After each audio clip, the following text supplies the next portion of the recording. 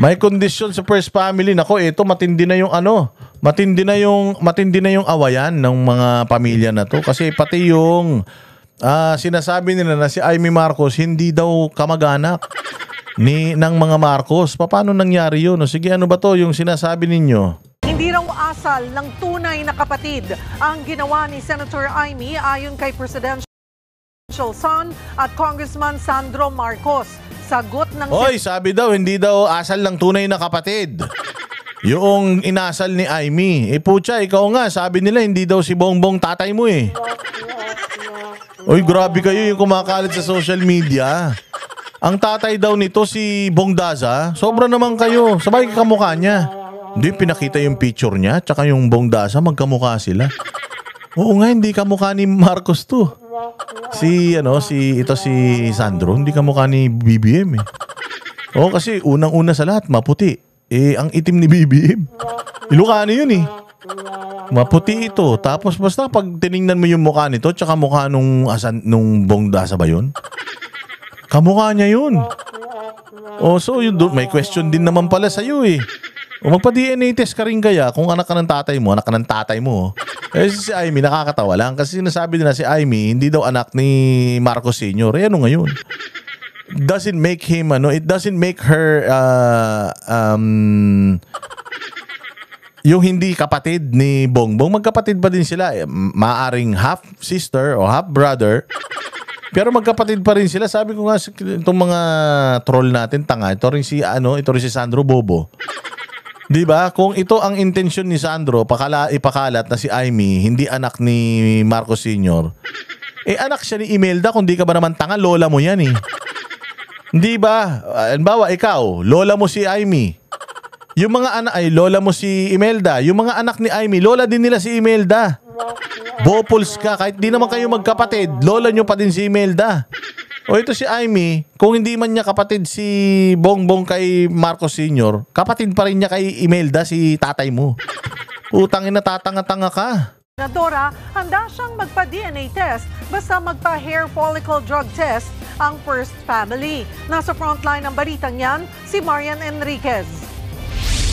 Sa gitna ng lumalalang gulo sa pamilya Marcos, hindi lang sina Pangulong Bongbong Marcos at First Lady Liza Araneta Marcos ang binanatan kagabi ni Senator Amy Marcos sa INC rally, kundi pati si Presidential son at House Majority Leader Sandro Marcos.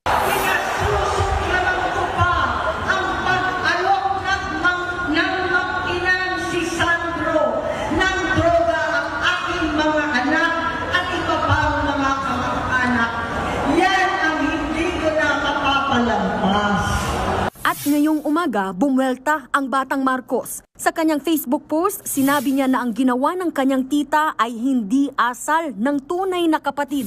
Aniya, masakit na umabot ang kanyang tita Amy sa puntong nagpapakalat na umano ito ng web of lies para guluhin ang gobyerno at itulak ang sarili nitong ambisyon sa politika. Mariing pinabula. Paano sariling ambisyon sa politika?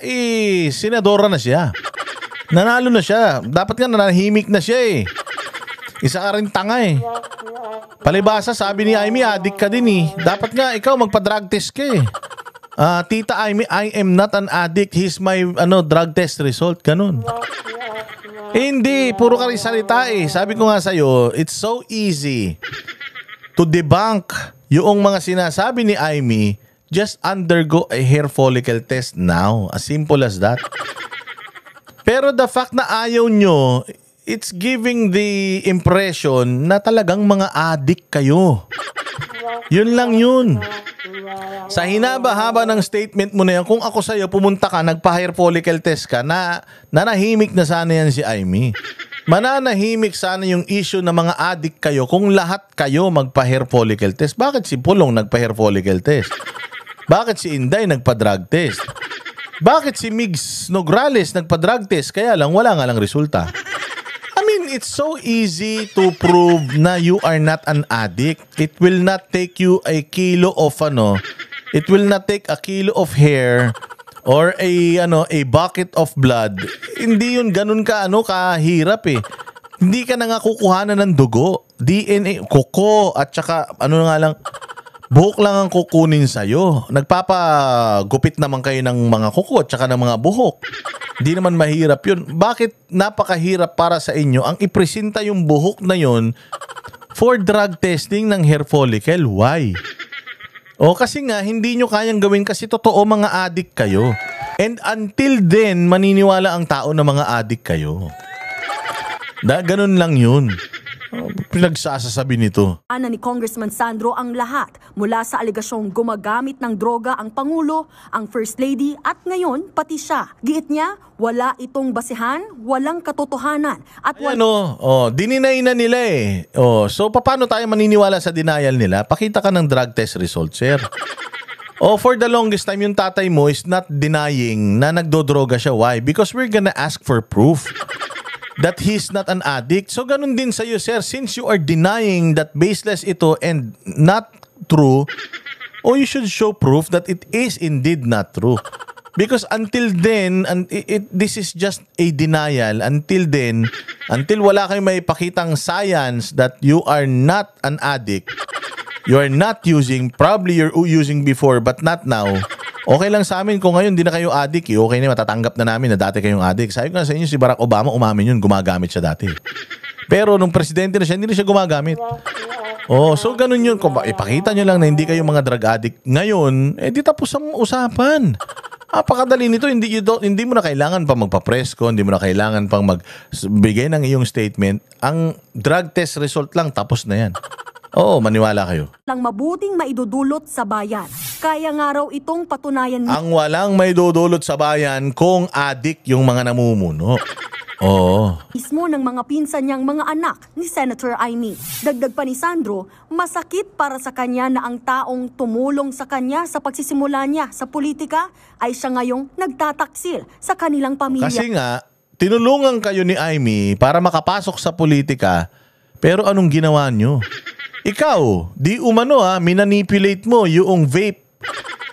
Yung vape industry sa Pilipinas. Ikaw na lang ang may-ari ng lahat. Ayaw mo na yung iba dumidirekta sa mga supplier sa ibang bansa. Gusto mo sa'yo sila kukuha.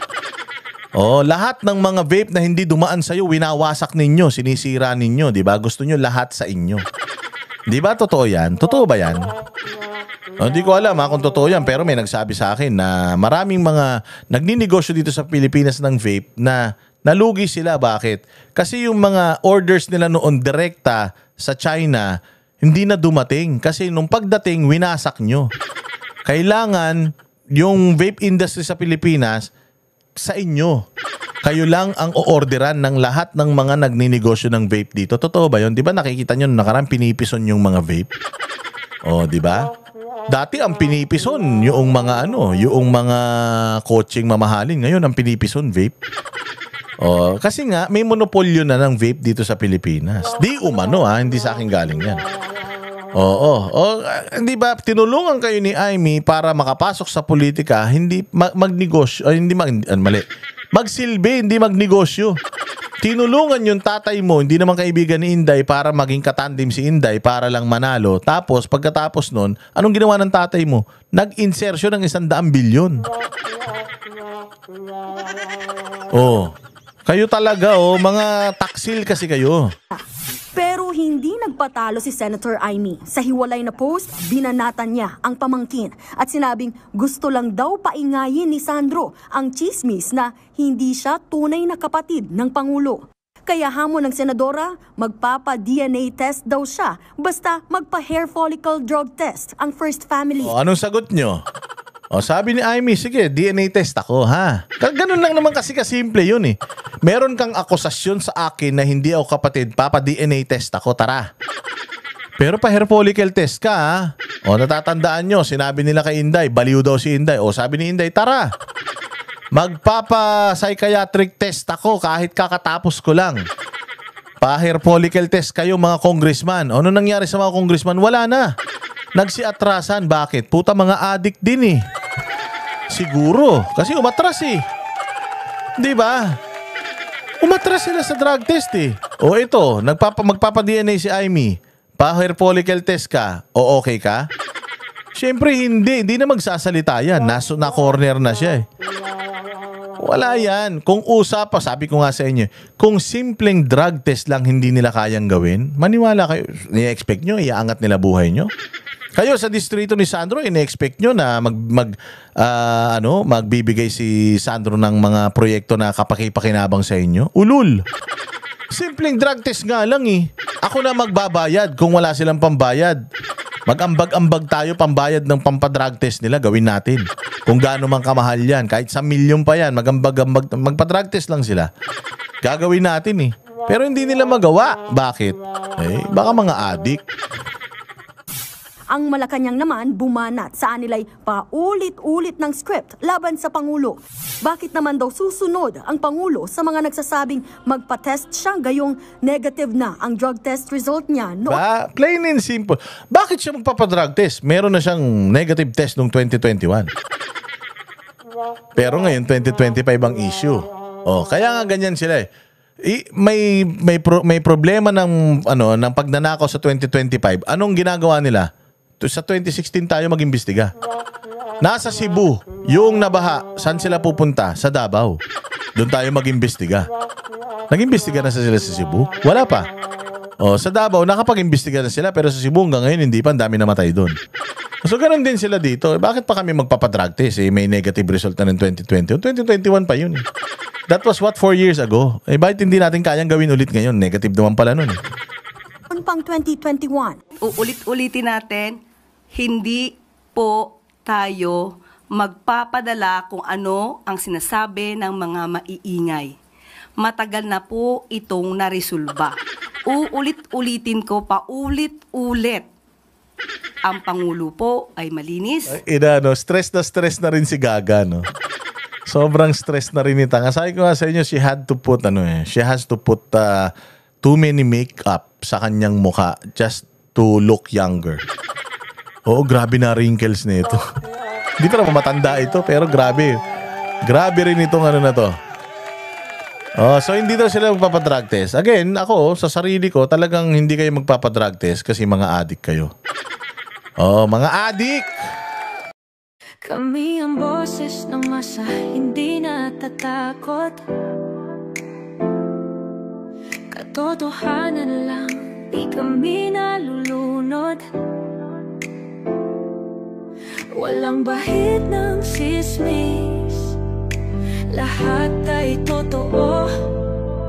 Kahit sino ka pa, pag mali ka babanatan ka.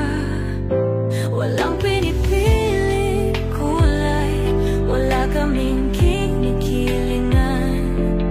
Basta para sa bayan, kami lalaban.